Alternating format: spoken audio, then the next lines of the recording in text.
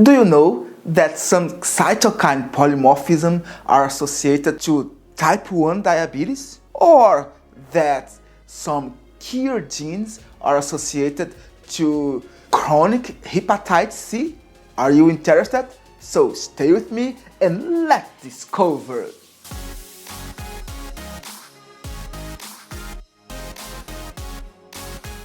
Hello guys and welcome to the HLA channel. My name is Gustavo Milson. I'm a biologist and I have worked in an HLA lab for more than 14 years. And now I'm trying to share some of my knowledge with you all guys. The purpose of this channel in the beginning was to try to share with you some scientific papers or technical issues we face in the lab and everything about the HLA world. But today I'd like to share with you some personal things. But don't worry, stay with me because we will talk about cytokines and KIR genes and its association with some diseases. Well, these days I was organizing my room, my bedroom, my wardrobe when I found these two posters. And I was happy when I found it because there was much time I didn't see anything from my past life in the HLA. I used to collect, to make collection of all my badges. Do you know that badges that with our identification that we can see each other and say, hey, you are George, you are Michael, you are Patty. Okay, it helps it a lot. And I used to make a collection of all these badges. But there was a period of my life that I was very sad. I was working in a private HLA lab in Rio de Janeiro city when this lab decided to close. It has closed. The director decided to close the lab. And I was very sad with that news, very, very sad. And in a way, it was like it was my fault that the lab was closing because I was the supervisor at that lab. And that lab was the second lab I was working in Rio de Janeiro city. And we don't have many labs in Rio de Janeiro and in Brazil. And from that point, I thought that I would never work with HLA anymore. Okay, so I was very sad, so sad that I joined all my badges and I took them off. I took them away, okay? All my badges collection. For example, I had badges from all my ASHI Meeting at that point. New Orleans, Chicago, Savannah in Georgia, San Francisco. That was important to me, okay? Because I loved to attend that ASHI meetings. Not ASHI meetings, but also the Brazilian meetings. So for example, the Brazilian Society for Bone Marrow Transplantation. I was in São Paulo, I was in Brasilia, even in Rio de Janeiro, my city. Also the Brazilian Association for Organ Transplantation in Porto de Galinhas, in Florianópolis. It was my first meeting in 2007. Oh yes, I'm old guy. Also Rio de Janeiro, and many others conferences and workshops and everything I have attended in my life. And then for me, I didn't have anything from that conferences. And then I found these posters, and I was very happy when I found it. And then I found this old bag from ASHI. I don't remember which ASHI it was, which city. I maybe in San Francisco or Georgia. Do you remember? Did you go to this ASHI? Did you attend it? If yes, please comment below in the comment section from which ASHI meeting this bag is. And then I would like to share with you a little bit about these posters, about these works. They were from my doctoral degree or master degree, and I would like to share a little bit with you. This first poster, it is from Alina Gabrielli. This is my name, and our advisor, it was Dr. Luis Cristóvão Porto. He is the director of the State of Rio de Janeiro University HLA Lab. Alina today, she is a successful entrepreneur. Okay, she has a business, a successful business. But during her master degree, she was working with diabetes, type 1 diabetes, and because I worked with cytokine polymorphism during my master degree and also during my doctoral degree, I was trying to help her with this cytokine polymorphism. She used a cytokine polymorphism kit by SSP from 1 lambda. It is a plate of SSP that gives us all this polymorphism. What she found is that interleukin 10, specifically in this position, -1082, it is associated to type 1 diabetes because patients with this genotype AG, this genotype is higher in the patients when compared to the control population.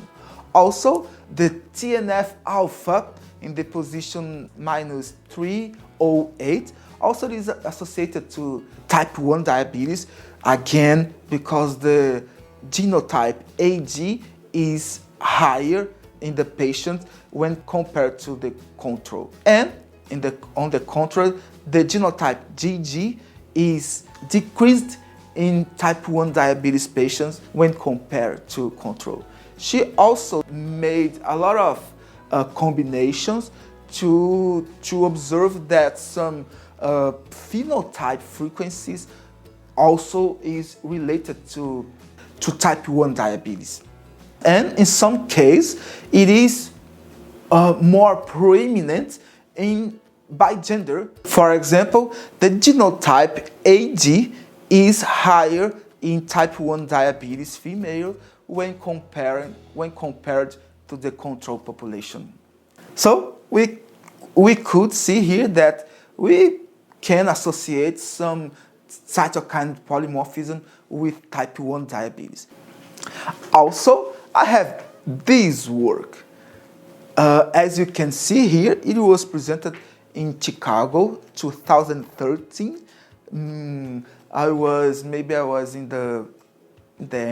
the end of my doctoral degree, and I was working with interleukin 28 and KIR genes. At that time, interleukin 28 was being studied a lot with its association with hepatitis C. Okay, because we have a strong association between polymorphism in this gene, in these cytokines, and chronic hepatitis C, specifically with that patient that recovered from hepatitis spontaneously, okay, without medication, without treatment, only because that genes, only because that polymorphism, they got recovered, they got better, and that was a great find. Later, it was launched a medication that was so good in treat the patients that even these great finds of the polymorphism polymorphism, it was not so useful anymore. But this was a great finding.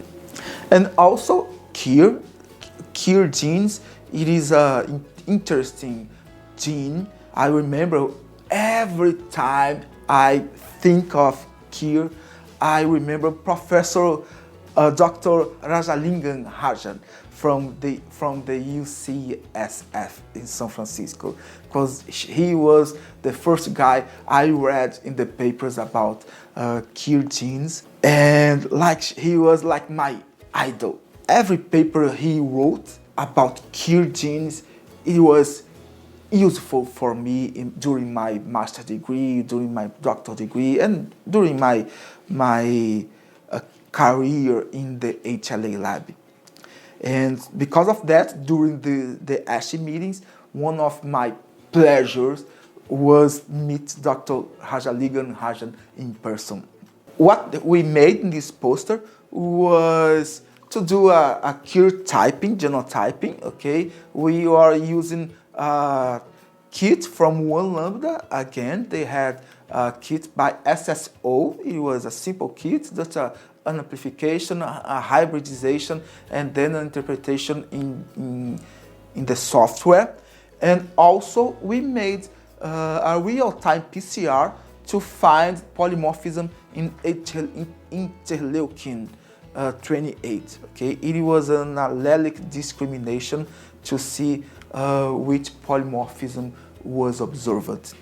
What we confirmed was that even in our population in Rio de Janeiro, you know, most of the findings, most of the papers are done firstly in the US, in Europe, and then we have to reproduce it in Brazil because we have different population, genetically different population. So sometimes what we can see in the US, for example, we do not see in Brazil, or even we can see in some populations in Brazil, but not in another population inside Brazil.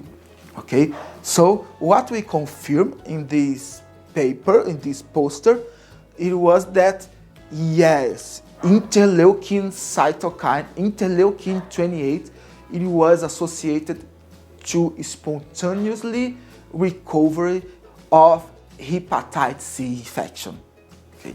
When we have the C allele and the CC genotype, it was much more frequent in the spontaneously recovery population when compared to chronic hepatitis C.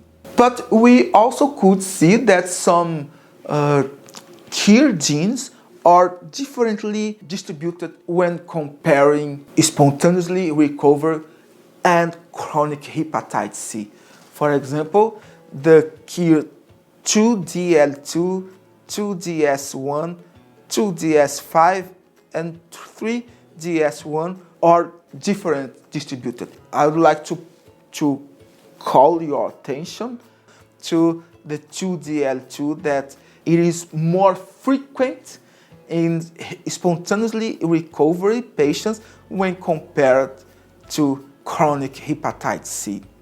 So, and then I made some associations, okay, when I joined KIR genes and interleukin 28 in the same calculation, statistical calculation. And for me, the most prominent find is when we take together the 2DL2 positive genes and interleukin CC genotypes positive, we have much more frequency in the spontaneously recovery when compared to the chronic hepatitis C. And we conclude that interleukin 28B CC genotype and KIR 2DL2 genotype enhances spontaneously recovery from HCV infection among patients in Rio de Janeiro city. A beautiful poster, isn't it? Yes, I love to present these posters in the conferences and workshops and everything, specifically at the ASHI meeting. So I have a conclusion about everything, not a scientific conclusion. I told you in the beginning that I was very sad because I was thinking that I would never more work with HLA. But now I'm still working with HLA, not in the lab anymore, but now in a beautiful company giving support for HLA typing kit by NGS. So the conclusion, even when we face something that maybe we will not overcome that problem, if we keep focused, if we keep studying, if you have the right people around us, we can overcome that problem and we can get even better than we was in the past. So don't give up your dreams. Stay focused and you will get there. I hope you enjoyed this video. If yes, please give a comment, give a like to this video and subscribe to the channel. You will make me very, very happy in doing this, right? So thank you for your attention and bye bye.